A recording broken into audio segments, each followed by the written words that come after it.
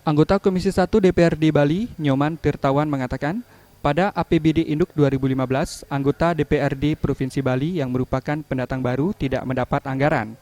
Tirtawan berpendapat jatah memfasilitasi bansos kepada konstituen sesungguhnya hak setiap anggota legislatif. Apalagi pada masa reses, masyarakat di daerah pemilihan masing-masing kerap mempertanyakan hal tersebut. Di perubahan sih dianggarkan, di Induk tidak.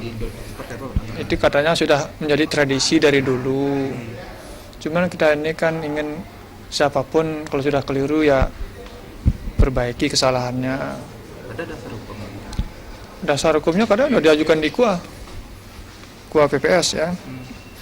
Kebijakan umum anggaran dan prioritas itu perencanaan itu. Tirtawan menambahkan bila dalam APBD Induk tidak dianggarkan, maka jatah fasilitas hibah bansos bagi anggota DPRD Bali Newcomer harusnya mendapat bagian yang lebih besar pada anggaran perubahan. Kok ada istilah incumbent newcomer? Padahal kita ini sama-sama dilantik periode 2014-2019.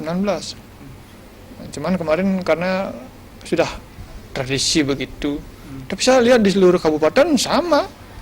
Meskipun incumbent, newcomer, dia semua dapat.